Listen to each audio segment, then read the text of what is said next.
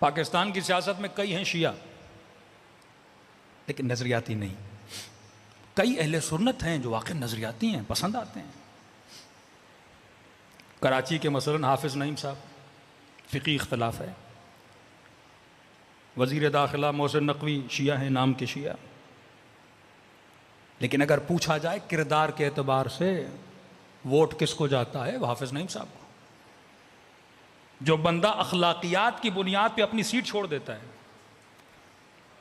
یہ معاشرے کو ایک درس دے رہا ہے کہ اخلاقی اقدار کوئی بندہ معاشرے میں بلند کر رہا ہے۔ ایک بندہ نہیں، صرف اقتدار اور سیٹ کے پیچھے، وہ چاہے شیعہ بھی ہو، اس کا تعلق نہ حسین سے ہے نہ اہل بیت کی تربیت سے۔ آپ معاشرے کو اخلاق کیا دے رہے ہو؟ کہ آپ بتا رہے ہو کہ مجھے ایک سیٹ دی گئی ہے، میری نہیں ہے، مجھے نہیں چاہیے، مطلب میں صاحب حب اقتدار نہیں ہے، میں چاہتا ہوں کہ معاشرے میں اصولوں کو قائم کیا جائے۔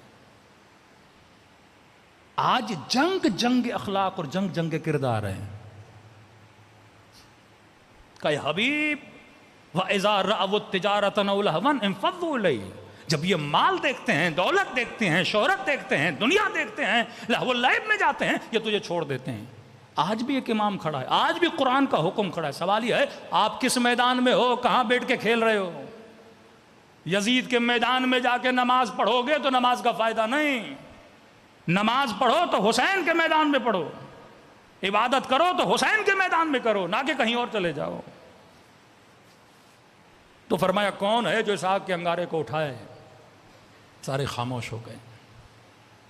آج بھی امام زمانہ یہ صدا دے رہے ہیں، کون ہے جو شریعت کی پابندی کرے، کون ہے جو دین کی پابندی کرے۔ کتنی تیزی سے بے حیائی بڑھ رہی ہے، کتنی تیزی سے غیرت کو لوٹا جا رہا ہے۔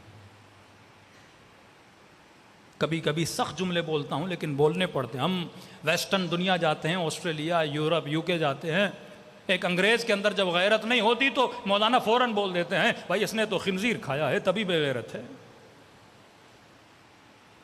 اب بتائیے جو خنزیر کھا کے بے غیرت بنے وہ سب سے بڑا بے غیرت ہے یا جو خنزیر نہ کھا کے بے غیرت بنے؟ یہاں کون سی امت نے خنزیر کھایا ہوا ہے؟ پھر یہ غیرت کیوں نہیں آج کے مسلمان میں؟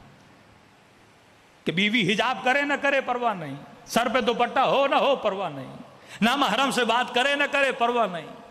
کہ پچھلے سال میں امیر المومنین کی کہ ممبر پہ جا کے علی چیخ رہے ہیں کہ اے اس شہر میں رہنے والوں تمہاری غیرت کو کیا ہوا کہ تمہاری عورتیں بازاروں میں جاتی ہیں اور ان کے کاندھے نامحرم مردوں کے ساتھ ملتے ہیں۔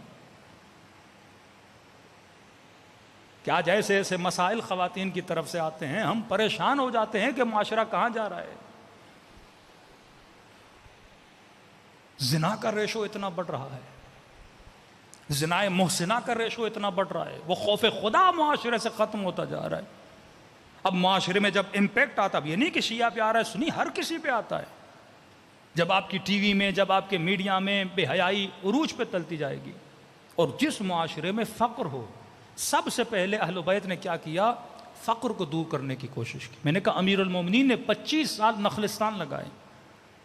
جس امام کو غسل دیا گیا تو فرماتے ہیں ان کی پیٹھ پہ کالے نشان ہوتے تھے۔ جب پوچھتے تھے یہ نشان کس چیز کے ہیں، کہ رات کے اندھیروں میں ہمارے بابا غریبوں میں کھانا تقسیم کرنے جاتے تھے۔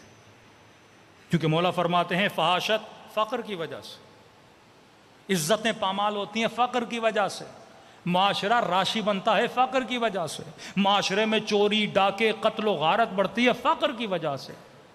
اگر آپ اپنی سوسائٹی کو اٹھانا چاہتے ہو، سوسائٹی میں ایسے ادارے ہوں تاکہ لوگوں کو فقر سے بچائیں، کاروبار بنائیں۔ فقر ہوگا تو بندہ چوری کرے گا۔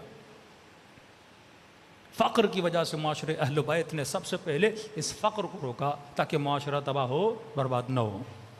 اب فقر ہے، اب اپروچ کتنی ایزی۔ آپ سوال کریں گے مثلا مولانا عارف قاسمی اس مومن سے کتنا دور ہے؟ ہماری دوری ایک نمبر ہے۔ یہاں واٹس ایپ پہ آپ نے کال ملائی، یہاں رنگ ہوئی، فلاں صاحب نے فون اٹھا لی۔ آپ آیت اللہ سیستانی سے، آپ آغائے رہبر سے، آپ پتہ نہیں دنیا کے کسی بھی بڑے سے بڑے پریزیڈنٹ سے کتنا دور ہو، ایک موبائل فون کے نمبر کی دوری پر ہو۔ امریکہ میں بیٹھی خاتون یہاں کے لڑکے سے بات کرتی ہے، یہاں پہ بیٹھا لڑکا وہاں کی خاتون سے مثلا بات کرتا ہے، موبائل کی دوری ہے۔ اور پھر اس موبائل میں بزنس کو لایا گیا۔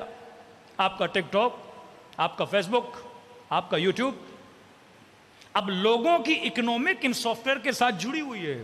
یہ ٹاپک میں کل آؤں گا کہ کس طرح ابن زیاد نے لوگوں کو امام حسین کے قتل پر مجبور کیا، کیونکہ جناب عمر کے زمانے میں لوگوں کو سبسڈی دی گئی، لوگوں کو حکومت کا محتاج کیا گیا. جناب ابا بکر کے زمانے میں سبسڈی نہیں تھی، سبسڈی شروع ہوئی جناب عمر کے زمانے میں. غنائم بڑھے، مال آیا، سبسڈی دی، لوگوں کو کہا کہ منتھلی آپ کو اتنا راشن ملے گا، اتنا لوگ کس کے محتاج ہوئے؟ حکومت کے محتاج ہوئے. اب کا وَإِذَا رَأَوُا التِّجَارَةَ أَوْ لَهْوًا، ابن زیاد نے آنے کے بعد پہلے اعلان کیا اگر حسین کا ساتھ دو گے سبسڈی بند، نہ آٹا ملے گا، نہ چاول ملیں گے، نہ پیسے ملیں گے. کہا بھوک مر جائیں گے. انہوں نے کہا نہیں، کھانا دو لیکن ہم حسین کو قتل کرنے کے لیے تیار. جب یوٹیوب آپ کے ذرائع آمدنی بن جائے، اب اگر گورنمنٹ یوٹیوب کو بند کرے گی، لوگ اپنی آمدنی کو بچانے کے لیے لڑیں گے، کیونکہ ہمارے چولہے چلتے ہیں اس سے. جب ٹک ٹاک آگے گھروں میں بچیوں کو اپنی ویڈیوز اپلوڈ کرنے پر، الٹی سیدھی حرکتیں کرنے پر پیسہ دے گا، پھر اس نظام کو شرم آنی چاہیے، کہے کہ اس نظام میں غیرت نہیں اور حیا نہیں ہے، کیونکہ وہ فیڈ کر رہے ہیں پیسے کے ذریعے سے.